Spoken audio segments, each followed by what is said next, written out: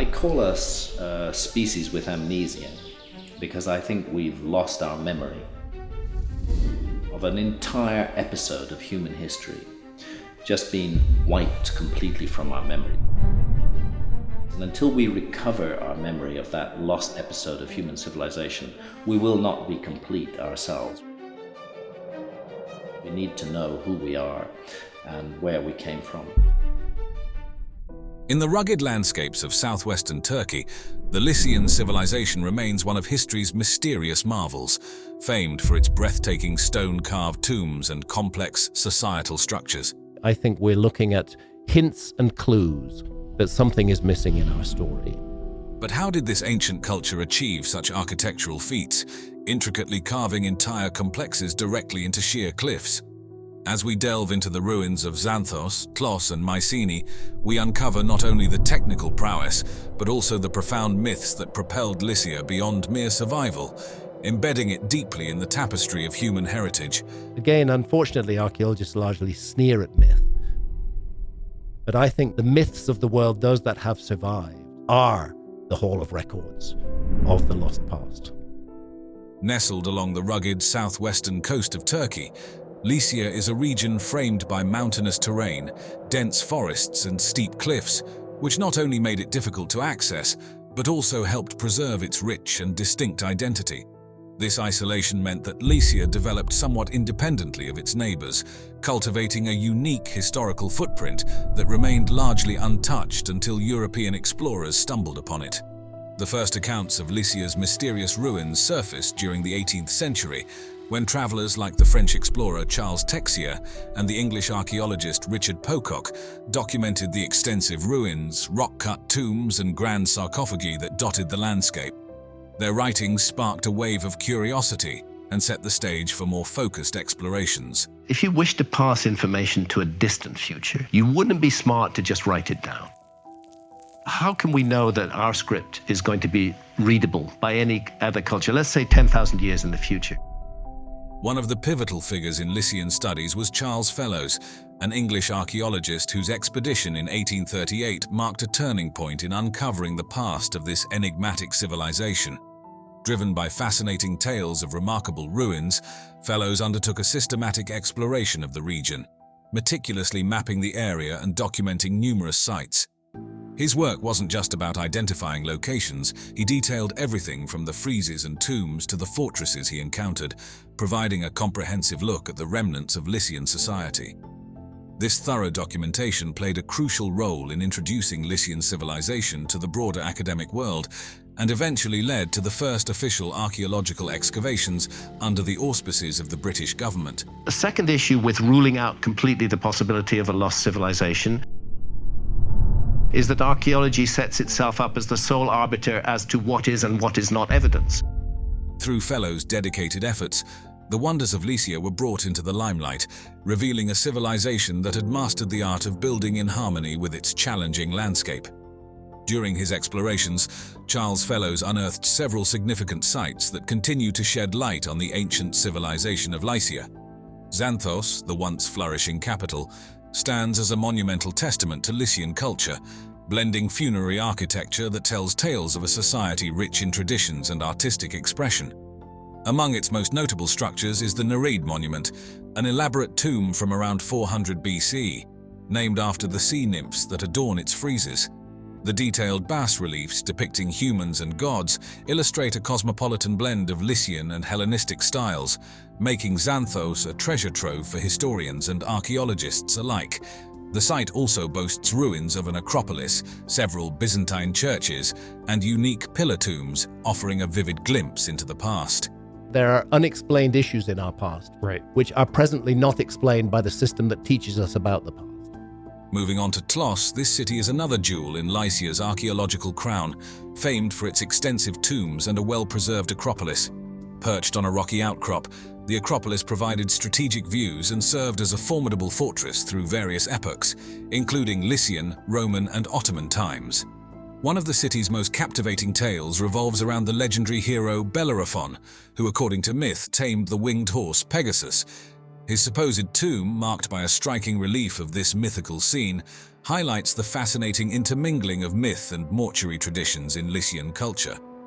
Telos also featured a plethora of architectural wonders like an ancient theatre, Roman baths, and a stadium, underscoring its significance as a cultural and administrative hub. Further exploring the region, Mycenae, though less documented than Xanthos and Tlos, is critically important for understanding Lycian burial customs. The intricately carved tombs here are not just architectural feats, but also serve as a canvas for rich narrative reliefs and inscriptions in the Lycian language. These inscriptions are invaluable, providing insights into the social structures, laws, and daily life of the Lycian people, and offering a profound perspective on their linguistic and cultural landscape. Each of these sites, discovered or studied extensively by fellows, continues to offer invaluable insights into the ancient world, revealing the complexity and richness of Lycian society. When exploring the ancient burial practices of the Lycians in sites such as Xanthos, Tlos, and Mycenae, a fascinating contrast emerges with Egypt's Valley of the Kings. Both regions are renowned for their elaborate tombs designed to honor the deceased, yet they embody profoundly different architectural styles and cultural philosophies. The Valley of the Kings, with its subterranean tombs, was crafted to prepare for the afterlife and separate the dead from the living, reflecting a focus on the otherworldly. The Book of What is in the Duat, which you will find painted on the walls of many of the tombs in the Valley of the Kings. In stark contrast, Lycian tombs are monumental and highly visible within the landscape, signifying a different approach to death and remembrance where the dead remain a part of the community's everyday life, visible and integrated within their environment. The pivotal explorations by Charles Fellows not only brought these Lycian sites to the broader attention of the world, but also secured crucial interest and funding from institutions like the British Museum. His initial expeditions in the 1840s, sanctioned by the British government, eventually led to the transportation of significant artifacts, including pieces from the Nereid monument back to England. These artifacts would later become central exhibits at the British Museum, sparking debates about cultural heritage and the ethics of artifact repatriation. Fellows detailed his adventures and findings in An Account of Discoveries in Lycia, a publication that not only catalogued his discoveries, but also offered insights into the potential connections between the Lycian script and the early Greek alphabet. This hinted at a rich cultural interchange between the Lycians and their Greek neighbors, providing a deeper understanding of their interactions.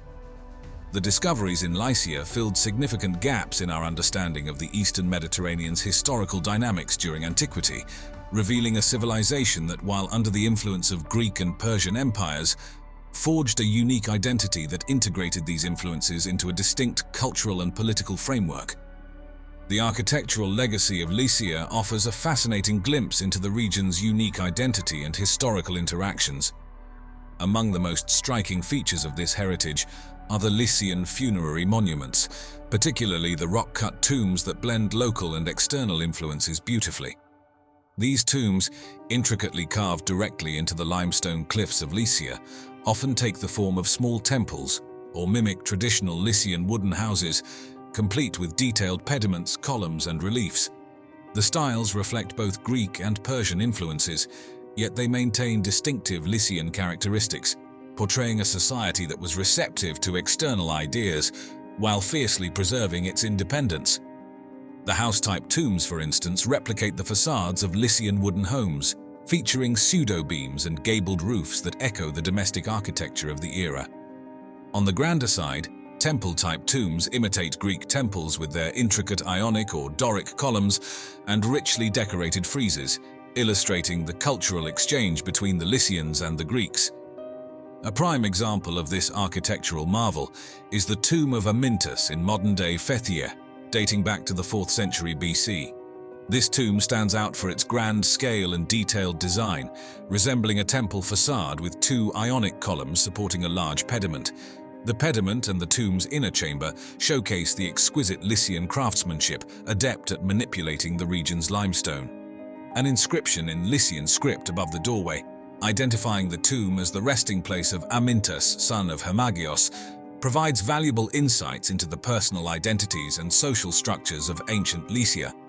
An interesting parallel can be drawn between the rock-cut tombs of Lycia and the renowned Nabatean city of Petra in Jordan. Both civilizations crafted elaborate structures into sheer rock faces, primarily for use as tombs or religious sites. While Petra is famous for its monumental scale and blend of Eastern and Hellenistic architectural styles, Lycian tombs are typically more modest in scale, but equally intricate in detail.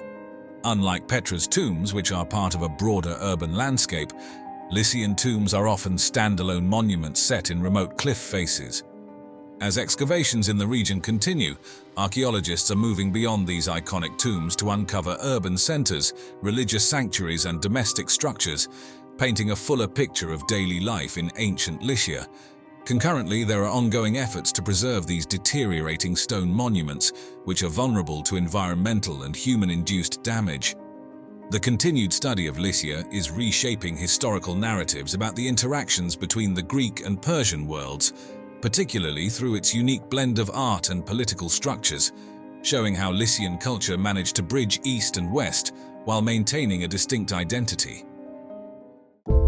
It's called Derinkuyu, and it's a marvel of engineering. The bottom line here is, just to throw it out there, they don't know who built it. It is first referenced all the way back in 370 BC. Graham Hancock, it is also speculated by people such as him and others that this was a place where people who were living took shelter from the Ice Age. The most important issue to me is the issue of a global cataclysm at the end of the Ice Age. What caused that cataclysm is a secondary issue. The cataclysm itself is the primary issue. Imagine stumbling across a hidden door in your home that leads to an ancient underground city, extending deep into the Earth's crust and sprawling enough to shelter tens of thousands of people. Just to put things into perspective, if you travel underground in Derinkuyu from end to end, you're gonna walk 4 miles. This isn't the plot of an Indiana Jones movie. It's the real-life discovery of Derinkuyu, the largest underground city in Turkey's historical region of Cappadocia. Carved from the soft volcanic rock and buried in secrecy, this subterranean labyrinth was not only a marvel of ancient engineering, but a crucial fortress in times of danger. This area is known for its soft volcanic rock formations called tuff, which are relatively easy to carve and were crucial in the development of numerous underground dwellings, with Derinkuyu being the most extensive. The city was rediscovered in 1963 by accident when a local man, during home renovations, knocked down a wall to find a passage leading to this vast ancient network. And he took a sledgehammer to one of the walls, and when the walls came down, he saw that it was an opening into a cave. This discovery unveiled a complex that extends more than 85 meters below the Earth's surface, hidden under what was thought to be just a typical Turkish rural settlement. He had come to an opening where there were several other passages that he could take. And then he said, you know what, this is a little bit too much. So he ended up calling the authorities. The origins of Derinkuyu are shrouded in mystery, but it is widely believed that the Phrygians, an ancient Indo-European people, initiated its construction in the 8th–7th centuries BCE. Over the centuries, various groups expanded it, especially during the Byzantine era as a sanctuary from the 7th to the 11th centuries, amidst the Arab-Byzantine wars. The city served as a formidable refuge from Muslim-Arab incursions, capable of sheltering up to 20,000 people along with their livestock and supplies for extended periods.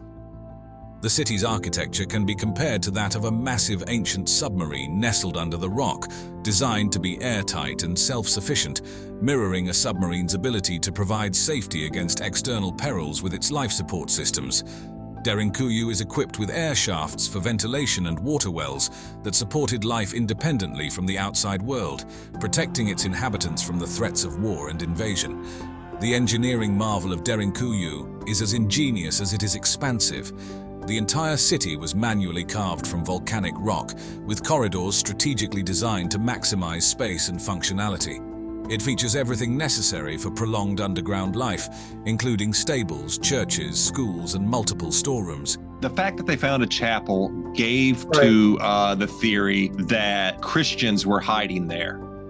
These spaces not only served their primary functions, but also doubled as meeting halls, illustrating a well-organized community capable of thriving under the surface.